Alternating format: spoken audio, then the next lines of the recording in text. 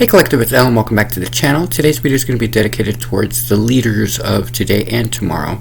And specifically what I wanted to address was kind of some of the things that are going on as far as we the people and what we're kind of encountering from our end, and the need for a leadership to come together that actually is focused on the needs of the people. And specifically what I wanted to focus on is what this whole aspect of turquoise leadership is that I've been talking about, and kind of just put it out there and kind of just take the shot.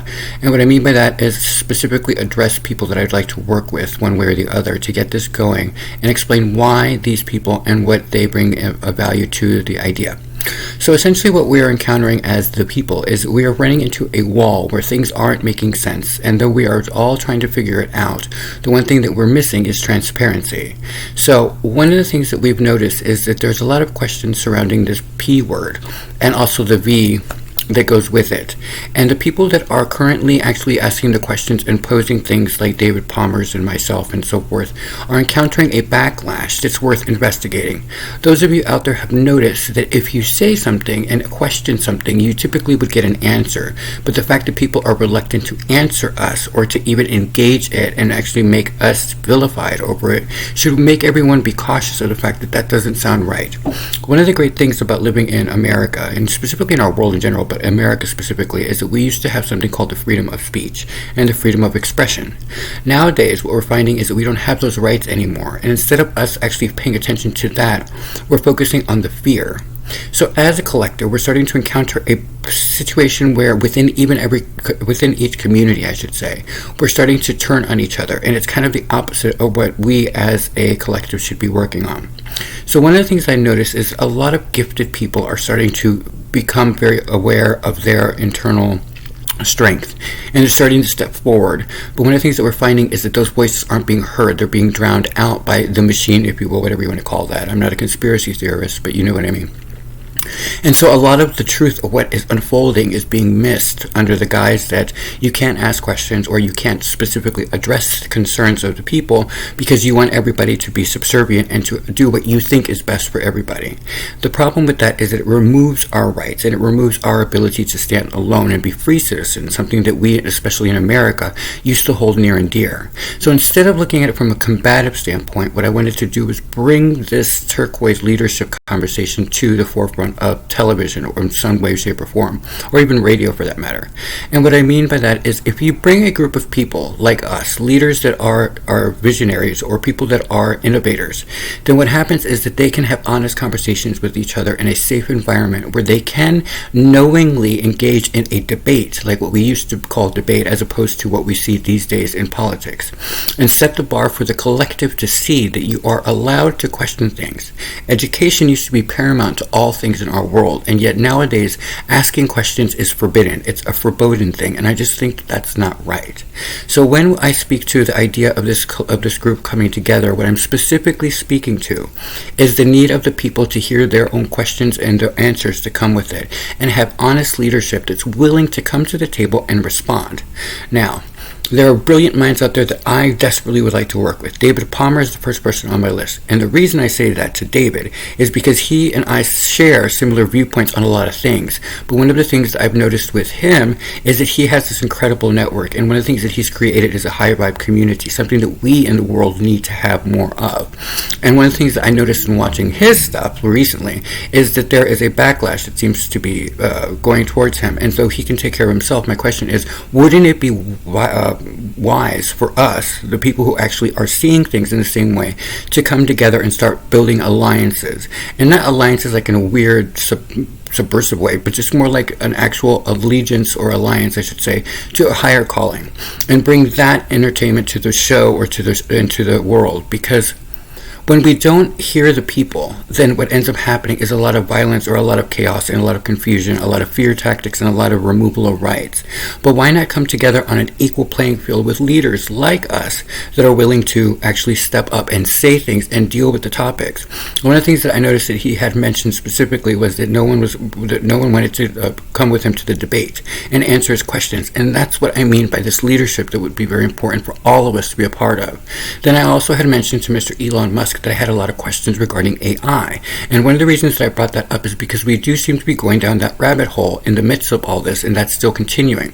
We're trying to get off the planet without actually taking care of our planet, and we're trying to build artificial intelligence without even understanding our own intelligence. And we're using different forms of fear tactics in order to manipulate the people. So the idea of then bringing a foreign object with its own intellect into the mix seems frightening to us as the people. But with the brilliant mind of Elon Musk and I having a conversation about what a layman is seeing as a concern, or what, a Palmer or whatever, a Cooper, whoever it is that comes to this type of environment, by them hearing their own questions and the answers brought by the brilliant mind of Elon Musk, then the world becomes involved and invested, and that helps all of our causes. It helps everybody come to a unified state, and that is the point of our mission on this planet, is to be unified. And the reason I say that is because we deal with a lot of someones, a lot of people who are all trying to do individual work on their own, but no one's actually connecting with each other. People are worried about whether they're being plagiarized or whether people are taking their material, and all of this is very self-centered. And though I do understand that everybody wants to take care of themselves, you have to understand that the word is someone's, right? Sum of one, meaning that we're all part of the divine, we're all part of God or Allah or whatever you call it. So technically all of us are sharing the same pooled information if we're in the same vibration. So why not come together and actually use our gifts and our strangeness or unique qualities and bring it to the world? One of the other people that I find very fascinating that I would love to include in this would be Anderson Cooper. And the reason is because he represents the people and he has an incredible integrity. And one of the things that I want to pose with him and ask him is what he feels about the journalistic quality that's going on right now, where we're not covering all the stories. We're covering certain things that we're allowed to ask, and what he, as a freestanding, integral person, feels about that. He has an incredible stance on his belief that you shouldn't vote if you're a reporter because of the bias. And so I would love to pick his brain about how he feels about the others who are literally just selling their soul out to this thing without questioning things. Why not represent the people? I mean, you don't have to go that deep into it, but you see my point. Then there's people like Tyler Perry, who I find incredibly gifted. He found humor, and he's an incredibly powerful person, and a lot of the world would like to know how he overcame the obstacles that he overcame, but not just from a standpoint of how he succeeded, but what the nitty-gritty was during the lowest of lows, and how that made him have that drive that gave him the power to move forward. There are individuals who are yet to be discovered. There are amazing work going on in spirituality communities, specifically Aaron over at his network, or his channel, is doing incredible work with high vibration, and how if we invest in lower vibrational corruption and hypocrisy and all of the negative aspects without being solution oriented, that we're neglecting the fact that we're actually investing in that energy and we're creating that environment for the collective. So why not invest in people like that at the table? Or there's an incredibly gifted woman down in Georgia named Jamila, who does incredible work where she works with the Word of God, and that's something so unique and so powerful. Why isn't that more in the mainstream? Then there are people like Natalie, who Natalie runs over at the Artigan, and she is incredibly gifted at her craft. Why aren't we focusing on the people who are bringing new ingenuity in the time of the Aquarian era, and why aren't we starting to work with each other? So I was sitting here and I was trying to figure out how on earth I was going to even address this, because I was worried about how people were taking me and that I would be ridiculed or whatnot. And I realized that the thing about that is that then I was letting fear stop me from my destiny. And my destiny is to work with other brilliant rainbows, what I call rainbow people, and bring them together in a way that actually brings them level-eyed and helps humanity raise their vibration cohesively. Now, there's nothing that I should be ashamed of, and so now that I've overcome that, I'm just going to be very direct, because I'm running into different walls and so forth. But if you don't sometimes just put it out there and ask and be very direct, then people won't understand always where you're coming from. There are some idiosyncrasies and gifts that I have that no one else on this planet has, and instead of me being all reluctant and afraid of how people will take me, I realize that one of the things that we need to do is set the bar, and to help people like me and other people like Palmer or like Anderson Cooper or Oprah Winfrey, or these people who have excelled where they shouldn't have excelled, quote unquote, and bring those imaginations together and really look at the tasks of what we're really encountering right now and bring that forward. That is solution-oriented television. It's entertainment with values. It has to do with a segment of the population that has overcome all of their obstacles and can take a heartbreak and make it into a win-win situation. The worst that can happen with this type of show, or if you will, it doesn't even have to be a show, because frankly I would rather just pick some of these people's brains and work with you in different tasks. Specifically, like what I can just think right now from David Palmer did a great piece on purgatory, and I had done another piece having to do with how I found my own Easter eggs following artistic expression throughout the Renaissance on up. That would be more fascinating for the collective. But the people who are bringing those innovative solutions are not being heard right now, and so part of the process is now to kind of reach out to you guys individually and actually try to do this program. But instead of doing that, why not be innovative in the Aquarian age and step out like I am and just say what it is that I'm thinking and why. So as we look at the world at large, we're finding all of these incredibly gifted people who are in tune with something that we don't understand, and it is a true blessing of God, of Allah, of whatever you believe in, of architect, of source. And instead of us being combative or trying to be all like, keep it to ourselves type of thing, why don't we work together and do what the divine is asking of us? We are the sum of one. That is why it's sum one, right? So if we all understand that there's no separation between you, me, and the other person, then the brilliant minds that we consider brilliant will be able to focus their energies on the solutions and how to bring the world's vibration up instead of worrying about all the chaos and corruption. That's going to keep going. They're going to keep doing what they want to do. But then we'd have no counterbalance to that, and that's why this is in particular so important.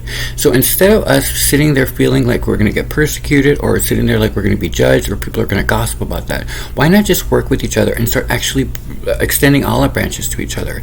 If you all would be interested in this, just let me know. It's not like we actually have to go to show, or actually you have to invest anything specifically financially in it.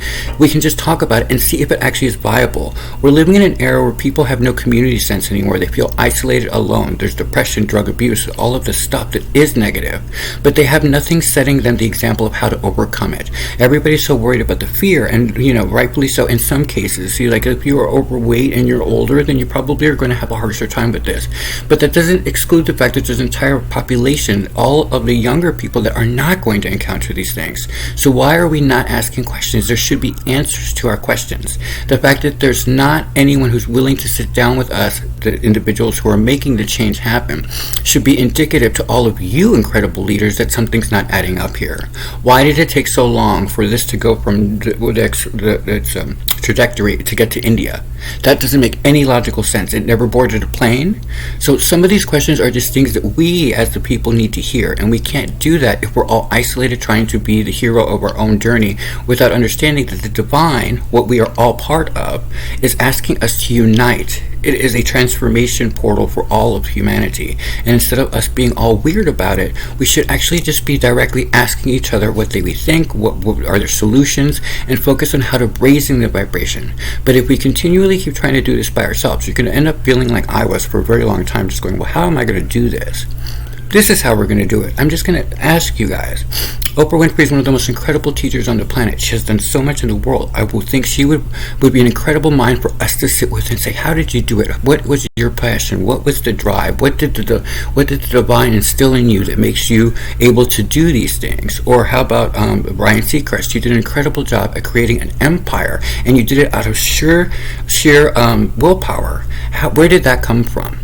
We deal with a lot of the things that are like the reward cycle, but we don't talk about the journey a lot of time. And a lot of people are going through a very dark journey right now. There is a whole thing in the spiritual community. We're starting to look at things, and we're starting to realize that we are repeating the same cycle of history again. Why not bring an incredible historian into the mix and have that sit at our table and ask the questions? And the worst that can happen is the world listens and they hear the valid points that are responded, but until that happens, everyone is literally running around with like chickens without their heads on, and people are looking at them like they should be vilified. Why? The question of whether or not it is safe for you to have something injected into your body so that you can ensure that enough time has passed for you not to end up sterile and not to have infertility or not to have birth defects with your children should be a priority for our world. But instead, we're being vilified for asking the question as though that's something that we should be okay with. How? It's the same principle behind why we have child molesters in churches. That is not acceptable. Why do we allow child trafficking into the world? But instead of focusing on the fact that they exist, why not focus on how we can alleviate it? That's part of high vibrational living. I love everybody who's trying to master themselves. I think that's an incredibly powerful gift that all people should do for themselves.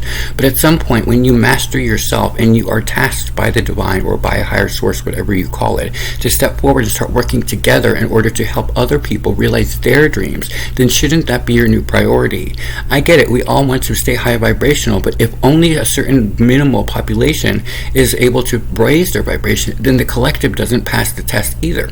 So it's not about being self-centered or selfish or just being self-involved. It's about the fact that we, the people, we, the entirety of God, of Allah, of whoever you are believe in, or advanced races, are observing us to see if we can pull ourselves together and make this transition home to ourselves as the strongest versions of ourselves and break free of the shackles of fear, break fears of the shackles of poverty, break free of the shackles of insecurity, of whatever it is. But no one out there, I'm not saying no one, but everybody's doing it independently. None of us yet have pulled together and brought something to the forefront of the collective that shows them that we are working together in a way that is not corruptive, that is not monopolization of whatever it is. It's not all about greed, it's not about backstabbing, it's not about power hunger, it's about the people. We need something like this. So for those of you out there, who else would I would love to work with? I've said everybody that comes at the top of my mind, but there's also people that I find incredibly gifted who are spiritual masters and gurus who would be really welcome to the table as well. This is an open forum. The guy over at Leo over at actualize.org is incredibly powerfully gifted. He would be a great mind to work with as well. So these things that I'm actually branching out to have actual side projects and so forth, but the first thing is to just engage each other and see if there's anything viable that is rewarding to bring to the people, and we can't do that if we're afraid to even reach out to each other. So this is me having, I guess, the moon and Aries and Cancer, because it's totally not my normal personality, but it's part of my transformation. And instead of me being afraid of everybody talking or gossiping, why not just show the world that we, the leaders, the people who see that we should have a more open forum, start working together? Why not actually talk to each other? It doesn't have to be on camera, it doesn't have to be anything like that, but why not build these bridges to each other? Because everyone that I've mentioned has mastered something. Those masters are needed in this world right now, and that's full of confusion, of fear, and insecurity. We should not be taking people's rights away. We should be at least able to answer their questions so that they feel like they're heard. We're not doing that. So that's what I wanted to say with this, and I hope you guys totally understand where I'm coming from. But the longer we take in doing stuff like that, the longer it takes for the people to feel valued, heard, and understood. And that's one of the things that we need the most right now. Why, if we are in the holy house, if we have our belief system in a holy house, are we running from the divine and not listening and letting that energy decide who stays and who goes? Instead, we're belonging to some sort of a deranged alchemy that got us in the situation in the first place to solve it. And there might be health concerns at the end of this. Why not have the leadership get together and show their passion for humanity and help us? That's what I want to ask you all. That's it for me, guys. I hope this is received the way it's intended, but at the end of the day, we, the leadership, need to form together and bridge these gaps, because the world needs us right now. They need us more than ever.